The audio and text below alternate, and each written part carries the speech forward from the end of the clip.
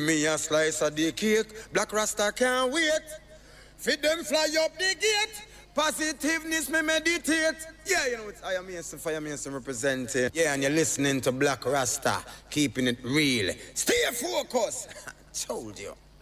Blakk Rasta, you are citizen vigilante. Are you run the whole Ghana? Blakk Rasta, social commentator. You come to liberate Mama Africa. Blakk Rasta, me say your thing mad. Or Sergeant for say that. They are coming to trick your mind. Get your vote in kind. When they win, they say bye-bye. And when you're down, they pass you by. They are coming again. Why, election time. They will come and I see them coming. Trying to get my thumbprint. This is Sheriff Garland, I say what? More fire.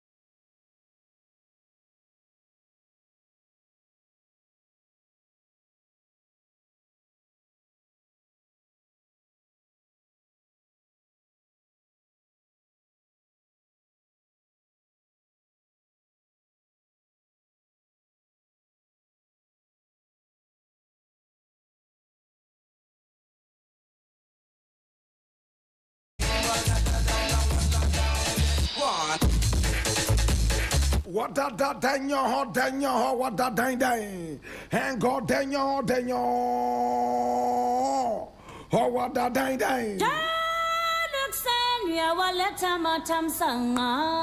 This is the voice. Yabo. The voice of the Patriot, where we speak truth to power. This is our daily editorial. Remember here, we don't criticize, but if we must, it will only be on one condition: to build and not to destroy. That is why we keep saying we are in the service of God and country.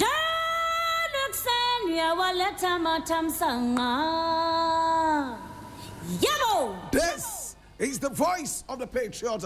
And today we have a number of issues we want to look at, and we want to go straight to the point. Now, my brother, my sister, the very first story we are looking at today is taken from the Daily Graphic Online. This is the national mouthpiece. My brother, my sister. And it says TDC, TMA clash over development project in Tema. And I read it. Now, the dispute between the TDC Ghana Limited and the Tema Metropolitan Authority Assembly, TMA, has escalated following the demolition of portions of a TDC development project at Tema Community 1, Site 3 Tema.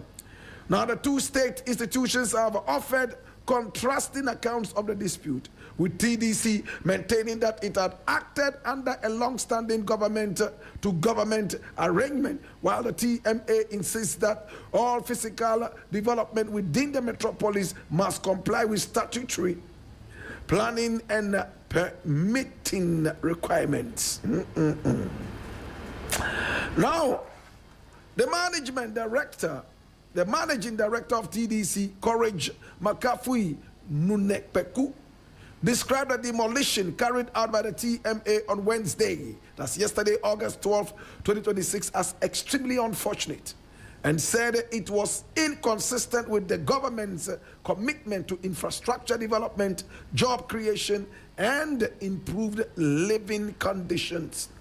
He said TDC had maintained a long-standing relationship with the various assemblies within its operational area, including the TMA, under which the company had historically undertaken developments without obtaining building permits from the assemblies. Now, according to him, the arrangement dated back decades and had applied to several TDC developments, including projects with the Tema acquisition area, including Community 26, affordable housing, TDC towers at Community 2, and shops at Community 18. Mr. Nune Beku said the latest project was part of a broader program for which TDC had gone through the required government procurement and approval processes, including approvals from the Ministry of Finance, the Public Procurement Authority, and the Minister of Works and Housing. He said work commenced after the necessary processes had been completed, but the TMA subsequently raised concerns about the development. Now, Mr. Nunukweku said TDC received a letter from the Assembly on August 7, giving it 7 days to respond or comply with the directive. He said the company responded on August 10 by explaining the long-standing relationship between the two institutions, but the Assembly proceeded to the site on August 12 and demolished portions of the contractor's work and hoardings. The core disagreement is whether TDC's long-standing institutional practice can exempt it from current planning and permitting requirements. Mr. Nunekweku argued that the history of the TDC developments demonstrated that such an arrangement had existed for decades and urged state institutions to resolve their differences through dialogue.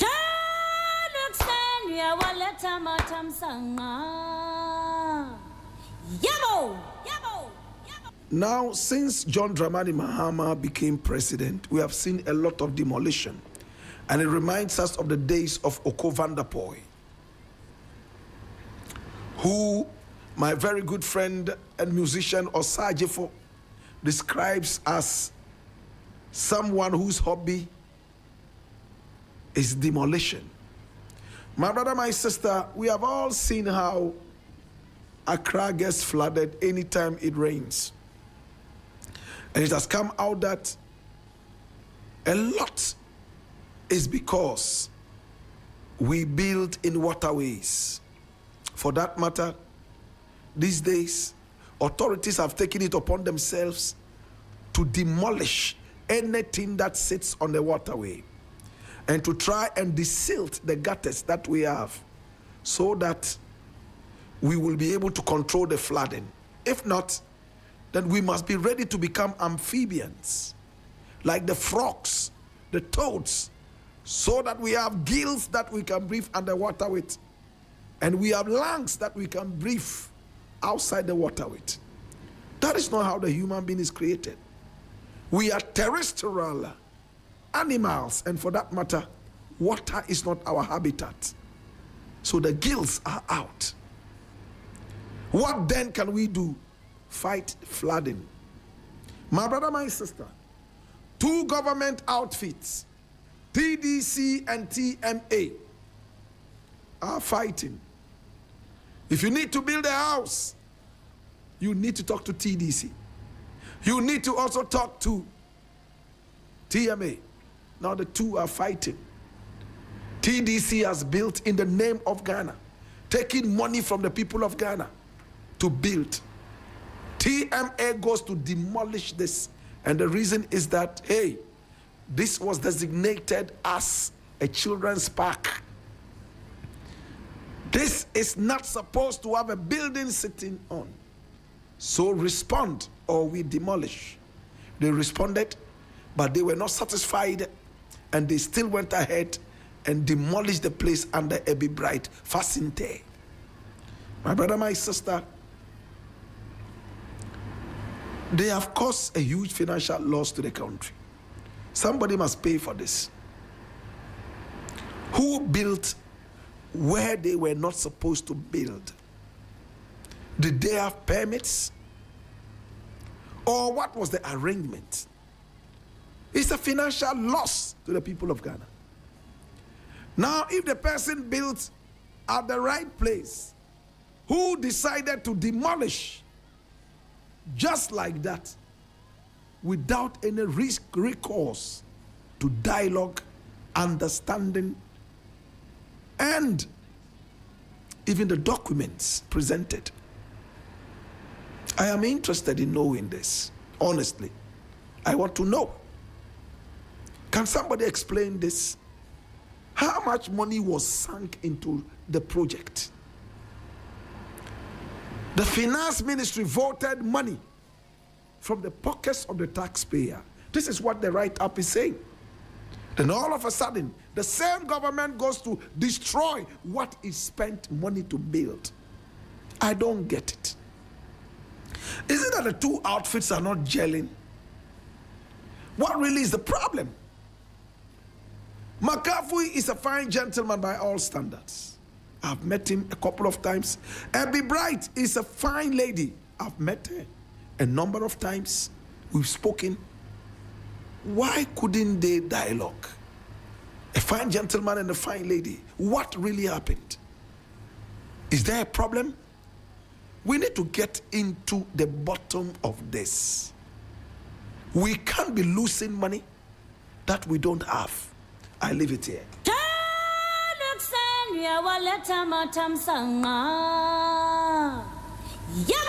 Now, the final thing I would like to look at today is from Ghana Web, and it says too many young Ghanaians feel uncertain about their future. And this is Dr. Bawumia talking.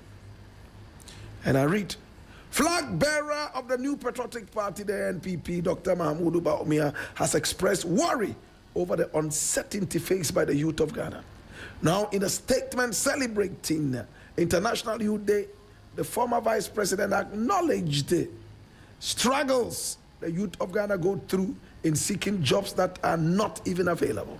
He noted that even those who want to start businesses have difficulties because the cost of starting and sustaining a business is high. And too many young people feel uncertain about what lies ahead. Bawumia is saying, I would just like to read some comments. Let me go into the comment section and see what Ghanaians are saying about what Dr. Bawumia has said. Yes, what he has said is true. A lot of Ghanaians are actually facing very serious difficulties navigating the present and the future. Now, some of the comments are really harsh. Now, the first comment comes from Opoko, and it says, moron, did you prepare a good future for them?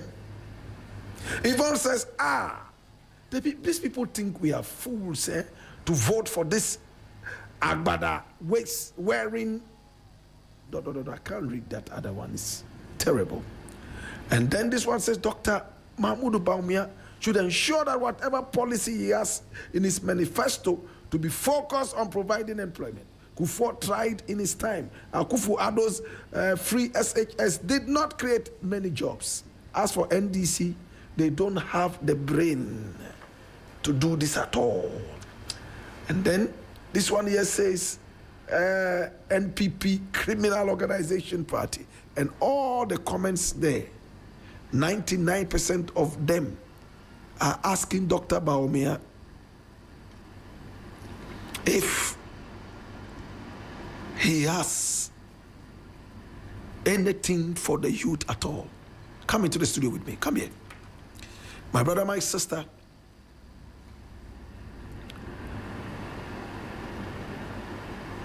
It is very hurting when you feel that somebody is taking you for granted. And that is what Dr. Bawumia is doing. 8 years in power. You were the vice president. Your biggest excuse was that you were only a mate. Why did you not resign when you realized that you were being taken for granted? You didn't. Now you are using that as an alibi. I wonder how many people are going to buy this. I wonder if Dr. Bawumia has any political future at all. Yes, what he's saying is the truth. Ghanaians are struggling. The youth do not know what holds in the future for them. My brother, my sister. But the youth are also disappointed that Dr. Bawumia and his boss, Nana Akufo-Addo, drove the car into the wrong direction and then came off the cliff and destroyed the whole bus. That is true. I don't know what will salvage Dr. Bawumia's political future. The way Ghanaians are so futureless, the youth who have lost hope in the future, is the same way Dr. Baumea's political career is futureless. I honestly sympathize with Baumea right now. What is he going to say to convince Ghanaians? Is he going to build more toilets and bathrooms for people at Agboglochi? What really is Baumea going to say? Can you say it?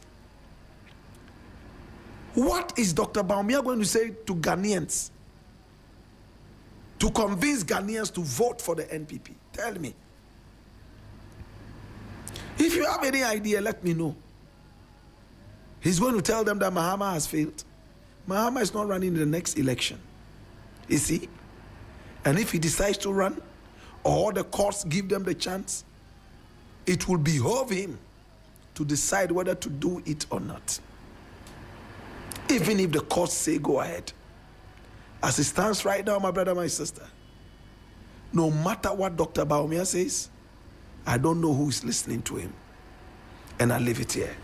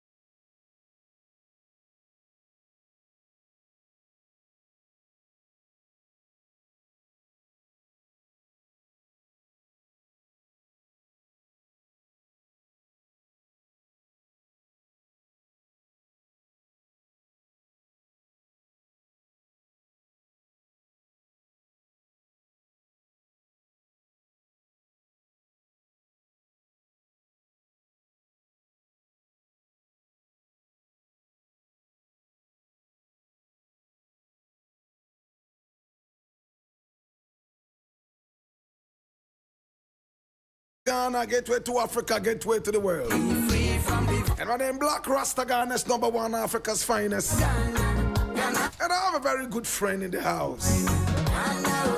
All the way from Yune.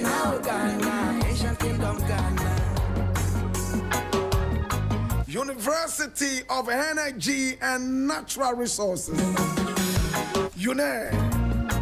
He's right here in the house. James Clark is in the house. James Clark is in the house, and we're going to be having a very beautiful conversation. Oh my God. Now, James, how are you doing, my brother? Thank you, my boss. Thank you, my boss. Thank you so much. I bring you warm greetings from your own brother, Professor Elvis Asarbedi Akon. Oh, wow. He's new chair for Vice Chancellors Ghana. Yes. And right here in the studio with me is the UTAG president. Yes.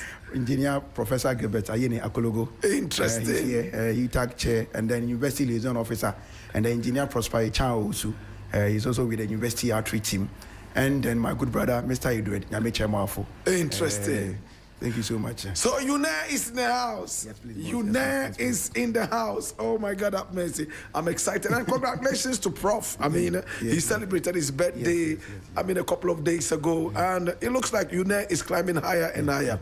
Now, I am interested in knowing exactly what UNE is.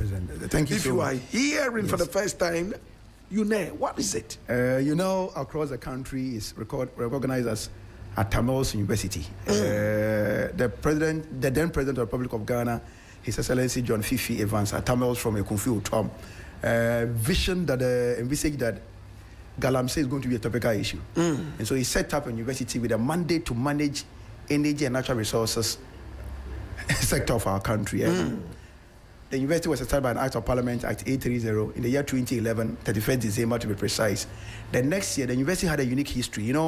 Our current Vice President of the Republic of Ghana, His Excellency Professor Jenana Opoku-Agyeman, was the first female person to be appointed as a Vice Chancellor of Public University in Ghana in the year 2007. In 2012, you now repeated the history, but with a different university, University of Energy and Natural Resources. Professor Mrs. Esi, who are currently serving as Ghana Ambassador to Switzerland, was appointed as the Foundation Vice Chancellor and matriculated 154 students on Saturday, 17th November 2012. Today, by dint of hard work, the university have more than 20,000 students. Wow. When Professor Sabedi took over as the leader of this university on 1st of November 2020, the university normal per the Ghana Teacher Education Commission report, after 5 years, they reviewed the university strength in terms of academic growth and physical infrastructure. They pegged the number of students at 707,234. Today, first years alone are more than 8,400. Interesting. And you realize that we are considered the fastest growing university in Africa. What makes us unique, and I always say the unique factor is that our staff are very young. Look at the UTAG chairman. Yes. Very young, vibrant, visionary person. And average age for a public university faculty, we have the youngest age, 37 years, 6 months. Wow. I'm more than 40, so I may be older than most of them. Wow. So they understand the Gen Zs and what they need to do, and we create incredible opportunity for students. Prof. Asabedi Akun leadership had brought to the limelight for a good reason. Not long ago, we struggled for relevance even within our own region. But today, our university has become preferred destination for tertiary education in Ghana. And I see that the policies of the government of Ghana also help us to grow. The government have what we call the no fee stress policy, where every first year student is legally mandated to have money, receive money from central government. So this year, like this, first years for IT, information technology, we're paying 3,600. The government of Ghana, through my president, your president, His Excellency John Dramani Mahama, gave them 3,400. Everybody received it. Wow. So that is also changing the tertiary education ecosystem. 3,400 Ghana cedis. Out of 3,600. So it makes university education accessible, affordable, and of highest quality. And we believe that as a young university, we need to rely on partners to survive in this ecosystem. If you look at some of the centers, you know the university very well, and I must commend you for your brilliant documentary. It's one of the best I've encountered in the tertiary education ecosystem, prompting and making sure that you're not seen as visible. I showed it to a friend in the US, and he was amazed that who did the video, the quality was too top-notch. I said, it is almighty Blakk Rasta. That's right. This is no production. This is from the Black Empire 3FM Group. And so we must thank you for always giving us opportunity. But the senior high school headmasters across the country want their children to school at University of Natural Resources. I taught in Holy Child School for 9 colossal years, University Secondary School for 3 years, and I come from the Center of Education in Ghana, Center of Education in Ghana, Cape Coast. So I value education. Education transforms a community. And so you realize when you go to mechanical engineering department, the first years are 370. Out of that number, 70 are from Poku Senior High School. What does it tell you? There are 80 category A schools in Ghana. All of them, the university deliberately visit them to have a conversation with them. I sit here as a chairperson or PTA chairman for Antaman Girls Senior High School in Takoradi. When you go to Portes, the sister secondary school, the PTA chair is also from Sunyani. He's also established a university. So we are intentionally, deliberately engaging people to ensure that they come to our university. We do not run a fee-paying program. It will intrigue you to know that.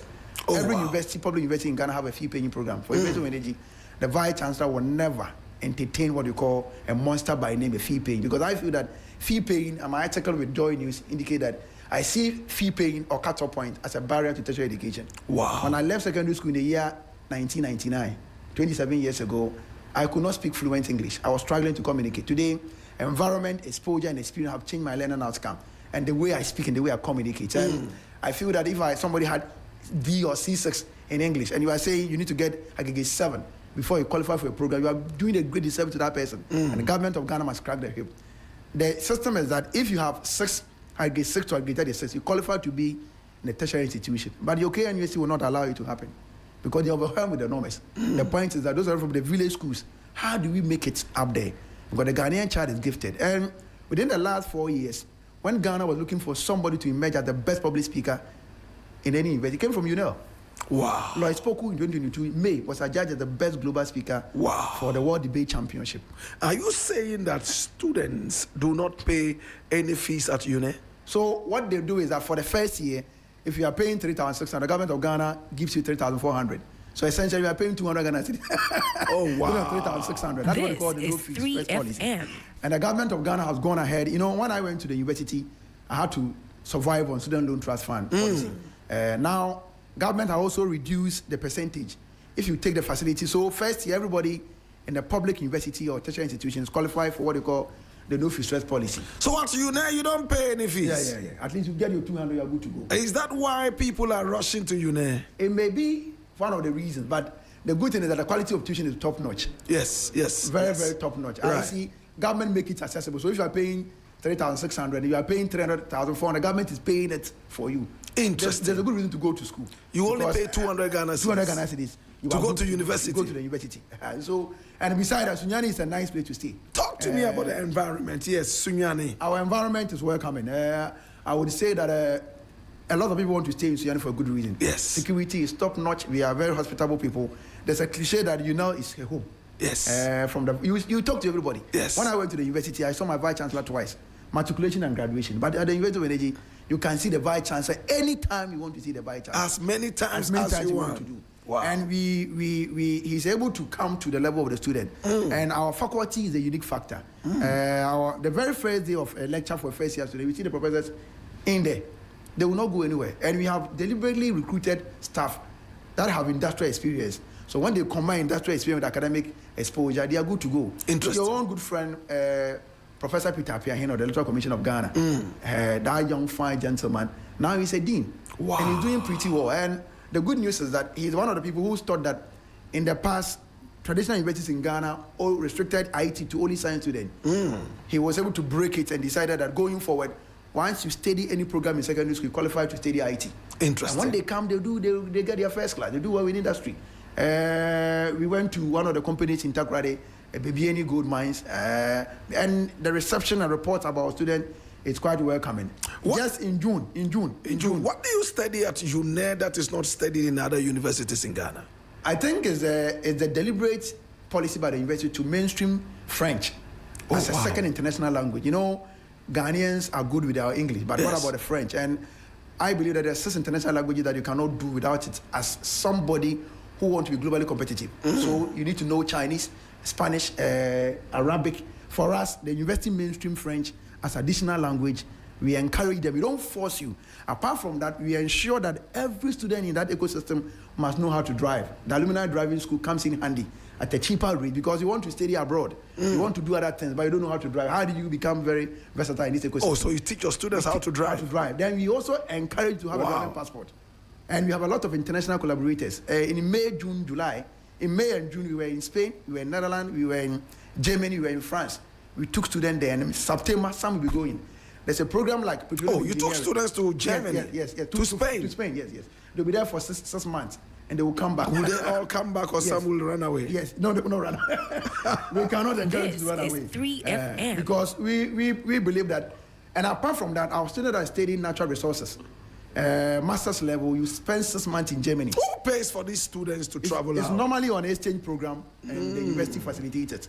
You must qualify for a program like petroleum engineering. When if your CGPA is 3.0, we encourage you to travel and come back because the exposure is good. Ghanaian students are gifted and divinely talented. What you don't have is the experience and the belief that I can make it happen. In June, there's a young lady by name Benewa Kwesi. She currently studied computer science level 200, 18 years. And she was in Russia for a competition with US, Belarus, all of them. She topped. She won 2 gold medals. Wow. Anytime our students go out there and compete at the international level, they do pretty well. What competition was that? There was competition on what we call cyber immune autonomy. It's about self-driven devices, robotics and all of that. And the girl distinguished herself in glory. And she's going again. We create opportunity for students. Apart from that, in Ghana, October last year, all the university converged at Accra Technical University in October. And University of Nigeria was adjudged the best debate champion. Interesting. And we had the opportunity to represent Ghana in South Africa from the 1st to 8th of December 2025. So I feel that people must discover us more. We run a lot of beautiful programs, and our strength, I will say again, is the faculty. The faculty are dedicated and committed. And there are certain things unique to us, like Earth Observation Research Innovation Center. Yes. There's none of its kind. You know the center pretty well than I do because you have visited the center. Yes. It's work closely with NASA, the Ghana Armed Forces, Ghana Police Service, making sure that we pick signals and share with Ghana with you. And we also have this center in Biatano Forest Reserve. We call it the Carbon Tower Monitoring Flags. Yes. Used to measure what we call the carbon credits. This university has been set up to solve Ghana's problem.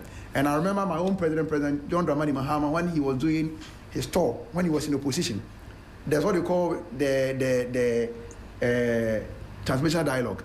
What we do is talk about artisanal mining, this mining issues. And he declared that for him, his blueprint for solving energy and natural resources will be taken from University of Energy and Natural Resources. Wow. So we are doing pretty well. And that the university, Ghana must watch out for that university by name, the University of Energy and Natural Resources. It don't exist just by name, but we carry out our mandate. We encourage everybody to go to school, and once you leave, your life will never be the same. We are not there to train you, but we make sure that we link you with industry. Today I've been to Gridco headquarters. Yesterday we were in Takoradi Timber Industry Development Board, looking at partnership and creating opportunities for students to go on internship. That is why I always move around with my boss, Engineer Professor Gilbert Ayini Akulugo. Wow, interesting. In that case, I would like to speak with Engineer Akulugo. My God have mercy. Please come join me. Oh, yes. Engineer, how are you doing? I'm doing well. Engineer, Blakk Rasta. you're a big man. Nice to meet you, sir. Oh, my God have mercy. I'm happy to meet you again. Now, the engineering department, you have that there, right? Yeah, we have the School of Engineering. Wow. So the School of Engineering It's the whole school. comprises of the Department of Electrical and Electronics Engineering, Mechanical Engineering, Agricultural Engineering, and then Civil Engineering. Wow. And you are an engineer? Yes, please. Now, tell me why you will take your son or your child to UNE to go to school. Would you do that? I will. And I will do that because UNE is a young and upcoming university with a lot of potential. The faculty are young and energetic, willing to serve, and not only to serve, but to serve the student with top-notch knowledge. Interesting. Yeah. Interesting. And of course, if you need only 200 Ghana cedis to go to UNE, you are Let me inundated with clarify, students. for the first year. For the first year. For the first year. The subsequent years, you pay the fees. Oh, okay. Yes. So first year is almost free. Almost free. And then the second year, third year, you pay some money. You pay some money. Yes. Interesting. Yeah. Are you not inundated? Are there not too many students coming there? You have to reject some because of some of these Yes, free we bonto do you give have people. to reject some. Some of the programs are oversubscribed. Nursing, for instance, is not easy. Last year, we received about 3,000 applications. Wow. And we could take only 200. Between 150 and 200. 200, wow. Yes, Out of 3,000 people. Yes, but we still encourage people to come. Interesting. Yes. Interesting. So what is the future of UNE? Let me leave that to the institutional advancement officer. The future looks quite bright. He was talking about, with the the nursing program, we are regulated by the Ghana Nurses and Midwifery Council, where government says that because it is incumbent on government to recruit the student once they have gone through the medical or nursing training. So every university don't go beyond 150 or 200. I see. So, but we have a competitive program within which we pick the very best. You see, I went to a school in a typical village, Muzano, where we had the headquarters of the Muzama District Christian Church. Wow. My father was a Muzama priest, and I say that you have to be good. These days, people come to the university at grade 7. You ask them to even divide 25 by 5 in 2 minutes, they can't do it. So there's a process within which we screen the very best. But where I sit and where I see this university, the university can help Ghana to solve a lot of our problems. Wow. In November 17 to 18, Tuesday to Wednesday, 2026, we are going to have what they call the National Inland Fisheries Conference in Sunyani. The minister, let me applaud the minister, Honorable Arta, the MP for Shama. She's bringing us to Sunyani to look at the inland fishing community. We are positioning ourselves as a university that would work with the government and other state agencies to solve our problems. I'm saying this because, you see, the Ghanaian child always have an opportunity. But the point is that the Ghanaian child must be bold, must be assertive, and must own your space. For example, like I spoke about French, we create, one of the things that I see is that the government of Ghana have intention to add a third campus at Swatre, and I see the erudite Minister for Education, Honorable Haruna Indrusu, supporting us. We have not been fortunate with physical infrastructure over the period because we inherited a campus that used to be a former training center for forestry, the whole West Africa. Forestry, yes, the whole West Africa. Now, it was bequeathed to us as a university and metamorphosed to become a public university. So, government is doing a lot of things, but my prayer is that our new campus come on, which is somewhere in Swatre. We have 2,000 acres of land prepared to accommodate people. But the university from where we sit and what we do is that we want to ensure that the Ghanaian child is given an opportunity. Interesting. I also believe that everybody have to have at least minimum tertiary education. Because God have something in every young person listening to me. But the point is that if you don't make the right choices, Ghanaians, we are very funny, including myself. Black, you know, Africans make a judgment of a university based on the presence of physical monumental infrastructure. Yes. That is what defines us. Yes. But I always say that in our ecosystem academic environment, there's nowhere that you are looking for support, you won't get it. It doesn't happen in any university apart from university in natural resources. Because the University of Ghana Vice Chancellor is my mother.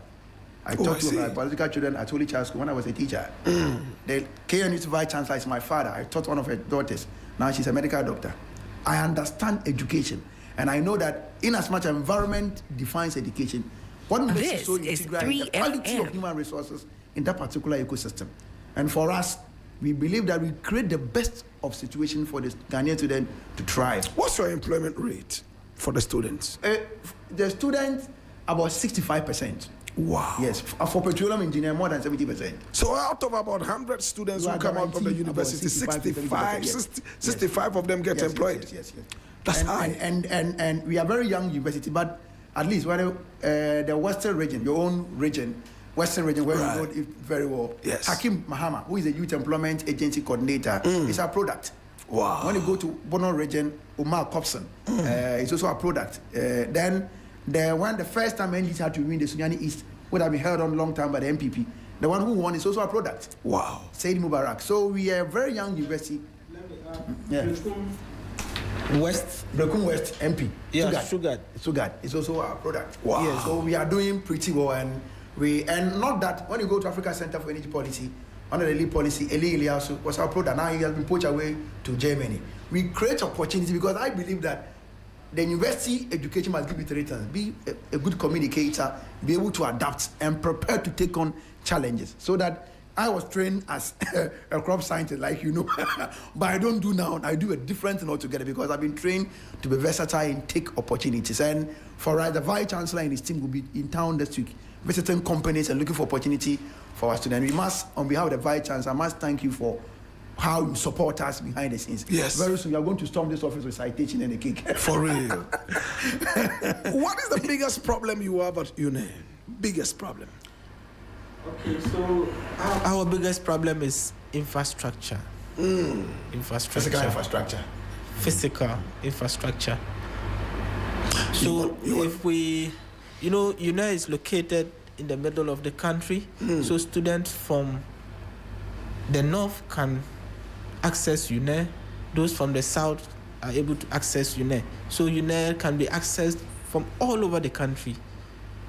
The environment is clean and serene, good for studies, but we need infrastructure. That, I would say, is our biggest problem.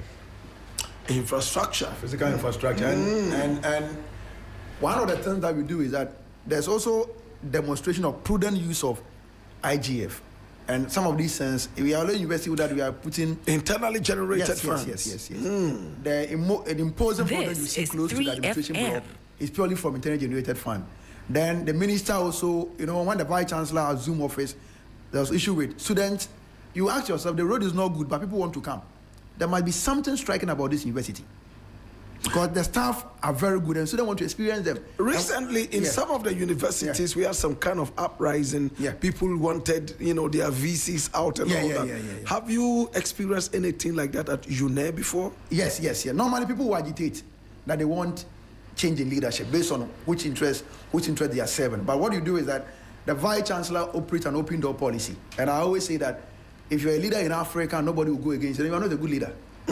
Chances are somebody will go after you. But you see, you must be able to explain your issue. For example, student elections. Some leaders will find interest in it.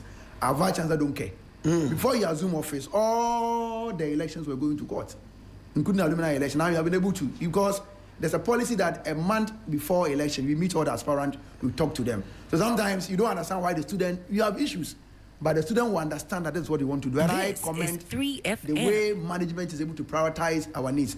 Government is coming to our aid pretty soon. I'm very sure government will look at it, because the Minister of Education do not joke with the University of Energy, and it's something I've experienced that I know. When the student was judged, they were judged as the best debaters, and we took them to the minister. He gave us about 10,000. He said, go and spend. I was shocked. Wow. From his pocket, because he cares so much. Coming from Sunyani and then being able to conquer the whole country is good. I'm saying from here because you need to trek like 8 hours to get to town. For real. For real. So we are doing the vice chancellor turn challenges into opportunity. How to network with people and make sure that people listen to us and help us. If Ghana look at the United direction, we are going to change how things are done at the You have students coming from other parts of Africa? Oh, many. In fact, 30% of our students come from the Western and Western North region. No, outside of Africa? Oh, yes. I mean, outside Ghana? Yes. We have students from Kenya, Ethiopia, Nigeria. Oh, wow. And then so many. I mean, I'm not surprised. Cameroon. I'm not surprised to have students join you from Nigeria, but I mean, we are next door neighbors. But Kenya is quite far. They come in. Ethiopia. There was this center, regional center for energy and environmental sustainability, that is looking at the energy issues, and we have a center. So the center, as part of policy, was bring on board international students. So we have a lot of international students at the University of Energy and Natural Resources. Well, at this point, I think I have to go. We have just 2 more minutes to go. Mr. James Clark, I mean, in just 30 seconds, your final words. Thank you so much for the opportunity, and I want Ghana to know that there is this university by name University of Energy and Natural Resources that was established by President John Fifi Evans Atamos, doing pretty well, and Ghana should look out. And if you want your child to be educated to the highest level by providing affordable, accessible, higher quality education, there's no university in Ghana that have you covered more than the prestigious University of Energy and Natural Resources. Thank you so much. Thank you. Engineer, any final words? Oh, I'm fine. Yes. But I will entreat students from across the country to take note and come to UNE. You have the best in terms of education. Wow. Especially in the engineering. Thank you so much. I appreciate you. This wonderful gentleman from UNE. We love you and we appreciate you. It's certainly a university. Oh my God. University of quality. Well, at this point, I want to say thank you so much. I appreciate you and I love you. My name is Blakk Rasta, Ghana's #1, Africa's finest. I hand over the microphone right now to Trigmatic. And of course, the Big Belly DJ. DJ Big Belly. He's coming into the studio with his Big Belly. And he'll be taking over from us. Big Belly. Love and respect to the man, Mr. Massive. My name is Blakk Rasta, and I want to say thank you so much. I appreciate it. I'll catch you again tomorrow between 12:30 and 3. Until then, salam nacho.